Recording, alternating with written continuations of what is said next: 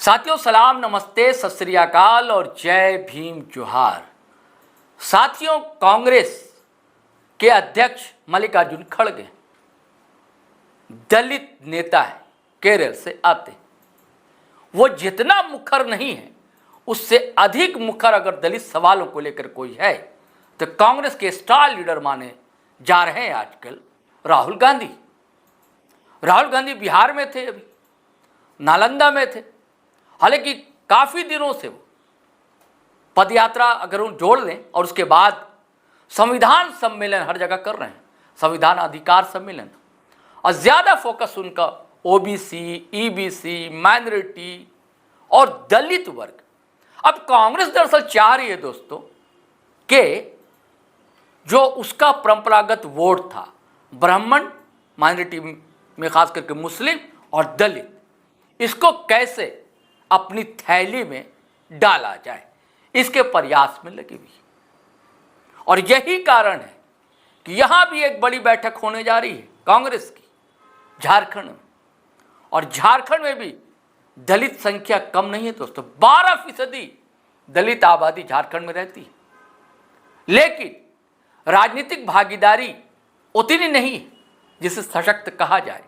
ठीक है, रिजर्व सीटों पर विधायक की जीत हो जाती, 9 सीटें हैं, लेकिन कोई बड़ा चेहरा सामने नहीं आता।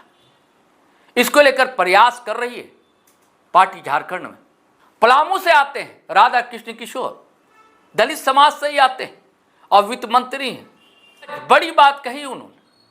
हालांकि उनकी पार्टी भी सरकार में शामिल रही है, लेकिन सवाल तो है कि रांची राजधानी है और दलित छात्रों के लिए एक भी छात्रावास नहीं है। किसकी गलती?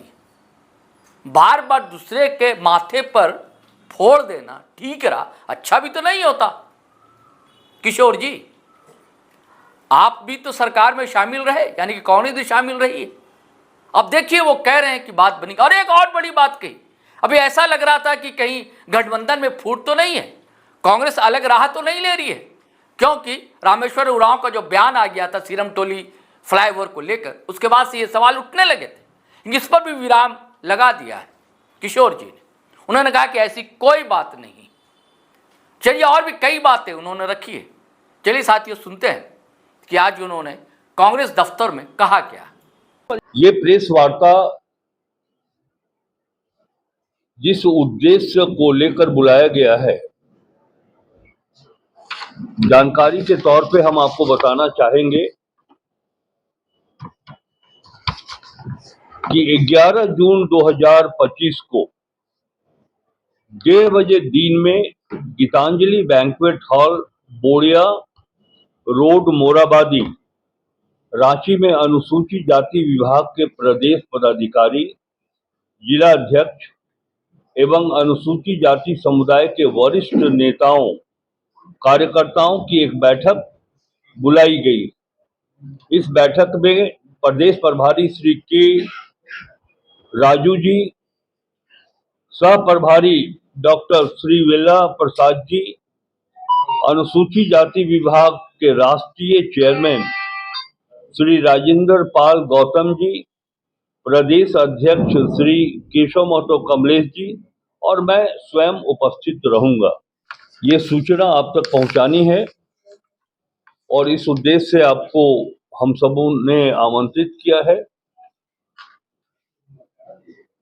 प्रदेश कांग्रेस और हमारे राष्ट्रीय कांग्रेस राष्ट्रीय अध्यक्ष मल्लिकार्जुन खड़गे जी, लोकसभा में प्रतिपक्ष के नेता आदरणीय श्री राहुल गांधी जी, सोनिया जी, प्रियंका जी और जो हमारे राष्ट्रीय रहनुमा हैं पार्टी के, प्रदेश नेतृत्व प्रभारी श्री के राजू जी, सब लोग इस बात के पक्षधर है कि झारखंड में अनुसूचित जाति सहित हमारे अनुसूचित जनजाति के लोग, पिछड़ी जाति के लोग, अल्पसंख्यक समुदाय के लोग की जो सामाजिक आर्थिक दशा है, कैसे हम उनके सामाजिक आर्थिक दशा को परिवर्तित कर उनके जीवन शैली को विकसित करें। संक्षिप्त में ये बात रखना चाहता हूं, आप जानना चाहेंगे कि कैसे आप उसको डेवलप करना चाहते हैं। एक तो भौतिक रूप से विकास हो, और दूसरा हमारे जो नेता हैं राष्ट्रीय स्तर पर, उनका मान सम्मान हो। शिक्षा के क्रम में ये हरिजन जाति के लोग आगे बढ़े, व्यवसाय के दृष्टिकोण से आगे बढ़े। और इसी क्रम में हम आपको बताएं कि झारखंड अलग हुआ, हमारे हरिजन जातियों के मन में ये बात आई शुरू से कि हमारे राष्ट्रीय स्तर के नेताओं को सम्मान मिलना चाहिए। तो कई तरफ से ये बातें आ रही हैं कि बाबा भीमराव अंबेडकर जी की प्रतिमा विधानसभा में भी लगनी चाहिए। हम व्यवस्था जो इससे जुड़े हुए हैं, हम उनसे भी अपील करेंगे कि बड़ा बेहतर होता कि उच्च न्यायालय परिसर में भी उनकी एक प्रतिमा होनी चाहिए। हमारे बच्चे और उनके गार्जियन इतने आर्थिक रूप से कमजोर हैं, जो पलामू से, पाकुड़ से, जामताड़ा से, धनबाद से यहाँ आकर के पढ़ाई नहीं कर सकते। बेटियां चाहती हैं कि हम आगे पढ़ें, हम आगे बढ़े, उच्च शिक्षा ग्रहण करें, लेकिन रांची राजधानी 25 वर्ष हो गए, हरिजन जाति के बेटियों के लिए एक भी छात्रावास यहाँ नहीं। तो ये जो सामाजिक आर्थिक रीजन है, इन सब विषयों पर हम चर्चा करेंगे 11 तारीख की बैठक में। और ऐसा संभव हो सकता है कि उसके बाद के राजू सर अगर कोई निर्णय लेते हो तो फिर हम हरिजन जाति की जो समस्याएं हैं उसके निराकरण के संदर्भ में राज्य सरकार का ध्यान आकृष्ट भी कराएंगे। वही बात तो हम कहना चाह रहे हैं आपको, मैं कह रहा हूं, हम समाज सार्वजनिक जीवन से जुड़े हुए आदमी हैं। हम जो करते हैं, बल्कि हम तो मीडिया का आभार व्यक्त करते हैं। हम जो करते हैं वो अगर आम लोगों तक आप न पहुंचाएं तो शायद हम में शिथिलता आ जाए कि किसके लिए ये कर रहे हैं। लेकिन हम जो करते हैं, मीडिया उसको पूरे राज्य की जनता तक पहुंचाती है, तो हमारा मनोबल और बढ़ता है, हम और आगे हम उत्साहित होते हैं। और इसके लिए हम आप सबों को बधाई देते हैं। जो उद्देश्य था उस सार्वजनिक करना हमारा सार्वजनिक धर्म है, क्यों नहीं करेंगे हम उनके। चर्चा हो गई सर कि कांग्रेस दबाव डालना चाह रही है। अब 2 दिन के बाद फिर बैठक होगी, राष्ट्रीय अध्यक्ष बैठक करेंगे, राष्ट्रीय जाति की फिर जेल के लोग कहेंगे हेमंत सोरेन पर दबाव डालने का प्रयास। भाई सवाल है, दबाव डालने की स्थिति ही नहीं आएगी। दबाव डालने की स्थिति क्या आएगी? सब हम लोग गठबंधन में हैं, आरजेडी का अपना उनकी अपनी सोच है, अपना विचारधारा है, कांग्रेस पार्टी की अपनी सोच, अपना विचारधारा है, झारखंड मुक्ति मोर्चा की अपनी सोच, अपना विचारधारा है, अपना एजेंडा है। तीनों एजेंडा मिलकर के हम लोग एक होकर के सरकार के सामने बातें आती है और उसको क्रियान्वित करते हैं हम लोग। और कोई संशय? इसके अलावा क्या लगता है कांग्रेस ने सरकार में रह करके क्या कुछ किया? देखिए, 6 साल में कांग्रेस ने क्या किया,